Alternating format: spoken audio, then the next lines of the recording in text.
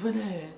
And today we are going to talk about Past Lives. Past Lives is directed by Celine Dion, and she has directed a very beautiful film.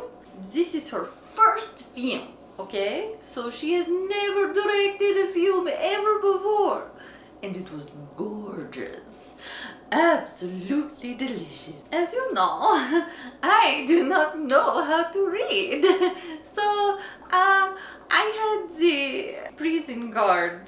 He read the subtitles to me, and that is how I understood it. And it was a very touching film.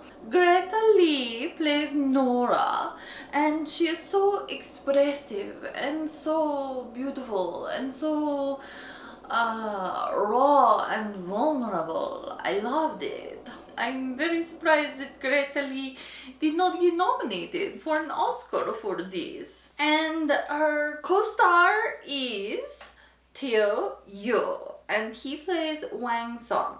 Teo Yoo, his performance was phenomenal. I am just blown away. He is first of all, he's a very gorgeous man. Hi cutie, how you doing? Hi. I would run away with you if Louis was not around. On top of being just a gorgeous man, he's a beautiful actor. He could say entire volumes with his eyes, yes. And the chemistry was amazing. Oh, and also John Magaro. He plays her husband, who is later in the film. Maybe I should save that for later. So I'm going to tell you about the story. Oh my gosh, I love this story. I love a good romance, you know? Like, just give me a good romance story and I'm so happy.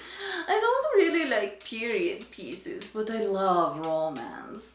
And this is one of the few films that was romantic without being cheesy. And I don't like cheese. Cheese gives me indigestion. Just kidding. I like cheese. But not in movies, okay? Not in movies, okay? So we start off with seeing it starts off with Nora and Wang Song in a bar with Jean Magaro. I don't remember his character's name. Sorry. But the three of them are sitting in the bar. And so her husband is on one side and her lost love, I guess, her childhood friend is on the other side. And you hear voiceover talking about, oh, who are these people to each other? You know, is it two Korean tourists who are visiting and the white guy is their tour guide? Or is she with the white guy? Like, they don't know. And we don't know what's going on either. You know, we're just like, oh, it's these three people, it's bar. So then we got to when Nora and Wang Song are children. And they are friends. He walks her home every day after school, which is very sweet. And these young actors were so talented, so emotive. All of the acting was amazing. I love. And then we find out that they are moving, that Nora is moving. And this is discussed while Nora is on her first play date with her male friend, Wang Song. And it's bittersweet. All of it is gorgeous. Like, I love all of the shots. How do I describe this framing? It's very easy to get pulled into this film and the beauty of it. The color palette of this film was beautiful. I loved it. There were such rich greens in this film. It looked like an oil painting. I was trying to look up the painters that I thought that this film reminded me of, and I really couldn't find anything. So watch very closely. So then Nora moves away and they don't speak for 12 years because, you know, life happens. And we cut to Nora living her life in New York. She is a struggling playwright. And Wang Song, he is living with his parents, which is normal for the 24-year-olds in Korea while they are going to school and trying to get their life together. And Nora thinks of him and she looks him up and sends him a message and they start Skyping. And it's like no time has passed at all, you know? Like you have those friends where you're just like, you pick up right where you left off. It's one of those things. And it did get a little bit boring with the montage and the back and forth. But I think it was trying to show a progression of time. Then they come to a fork in the road, as all stories do, yes, where he is focused on being an engineer in Korea and Nora is focused on building her playwright career in New York. It is her dream. She wants to win the Nobel Prize. She wants to win all the awards, a Pulitzer or I don't know, an award. I don't know why she wouldn't say a Tony. Wouldn't you want a Tony if you're a playwright? I don't know. Whatever. EGOT! Spoilers! If you don't want to Skype with your buddy, then don't. So then we cut to later. Instead of being 24, now they're both 36. And Nora, she is married and twin nice to John Megaro, who is a lovely actor. He was such a sweet, understanding husband too. So they are talking on the phone and then Wang Song says he is coming to New York. And it's a very short period of time. They see each other for the first time. And there's so many emotions. Like Wang Song is just bubbling over and so excited to see her, and you can tell he's just bubbling with love and all those juicy feelings. This is what really made me appreciate what Greta Lee was bringing to the table, because the look on her face was not just excitement and happiness to see him, but also this kind of reserved aspect of like, I'm married, but you know, I'm so happy to see him, but I need to remember I'm married. It was such a beautiful performance. Like, that alone is a reason to watch this movie. And so then they walk around and they're talking. One of the things that I loved about this was that they go deeper and they talk a little bit about, like, you get to learn a little bit about Korean culture and how they interact, and that was very nice, because I feel like a lot of, you know, I mostly watch like American romantic comedies, you know, and to see the romance for this Korean film from a Korean perspective, a Korean filmmaker, it was very beautiful. So they talk about a Korean idea of inyeon, and I do not have an inyeon with me because I thought it was very neat how they had, like, you know, we could show you an inyeon so that you would understand the layers, right? But I'm out of onions, so well. But so inyeon is this idea that we are all destined to meet in every life. You know, all of our past lives, maybe we brush past each other, and and now in this lifetime we are married.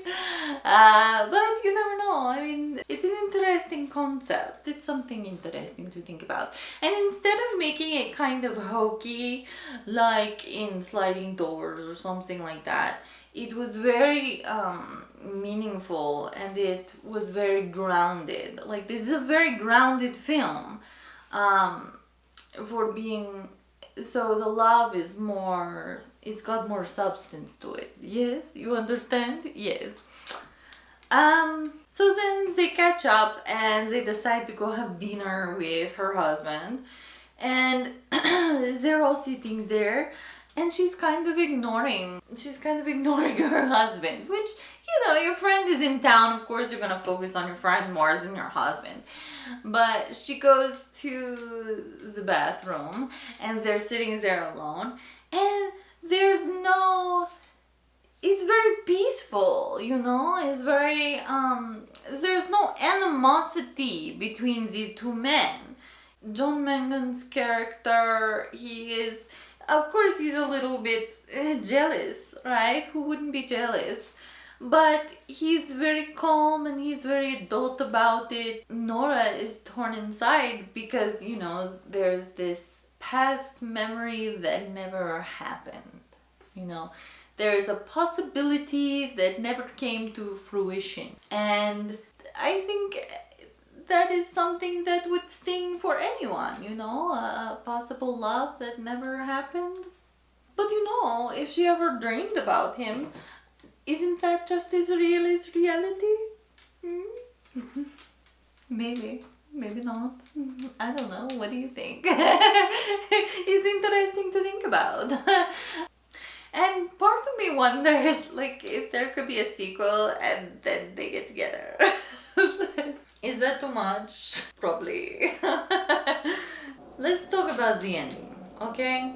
She says goodbye to him, but she's very hesitant to let him go. Those memories will last forever, and you don't know what's going to happen in the future. Maybe they all decide that polyamory is the way to go. I would watch a threesome of the three of them together, wouldn't you? Yeah. So, there's that. Why couldn't he just be an engineer in New York? Why? So I think the moral of the story is that you can choose many things and you might still get a positive outcome no matter what you choose, It's so nice to see a bunch of people acting like mature adults about their relationships, there doesn't have to be any animosity. They can all just get along and be like, oh, this was a piece of my life. I'm not denying it. It's there. Oh, but at the ending, so it's very long. It's a very slow ending. That is my one complaint actually about this, is that some of the shots were just a little bit too long. I think this is something that happens with new filmmakers. They're very precious about all of their shots instead of knowing when to get in and when to get out. That was one thing that, trim a couple seconds off of all of it. So she walks him out to his Uber, and they're standing there looking at each other, and they're not saying anything, but they're speaking with their eyes. Ooh. And then the car shows up, and she gives him a hug goodbye, and then she walks back, and it's a long walk.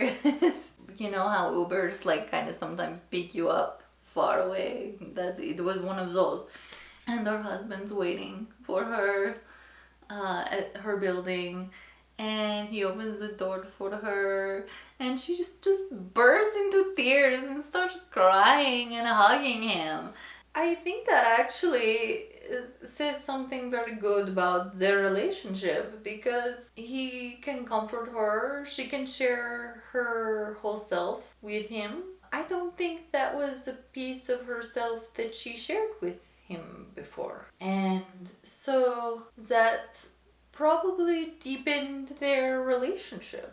Yes? She'll be okay, But it's just kind of a very sad ending. It is interesting to think about what could have been, but it seems like a bit of a fool's errand because what could have been never was.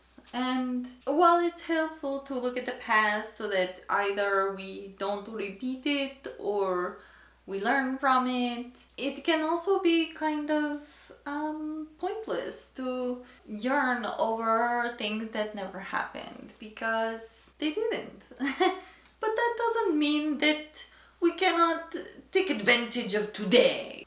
We make the most of today, and then hopefully we have a better future. Yes? So this is currently streaming on Showtime, I believe. And I think if you have Paramount Plus, you also get Showtime now. I don't know. As you know, I have a very special rating system for the films that I review.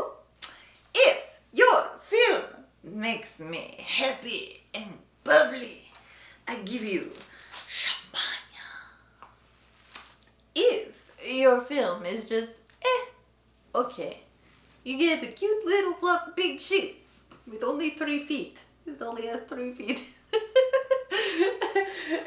Or if your film makes me unhappy, you get the guillotine.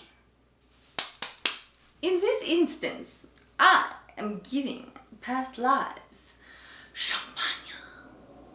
Baby, I don't understand why you didn't get more Oscars, but here we are. You did a gorgeous job. It's a beautiful film. I hope to see more from you, Celine Song. Thank you. Goodbye. Goodbye. Goodbye. Go away now. Thank you. Bye. Go away. Bye.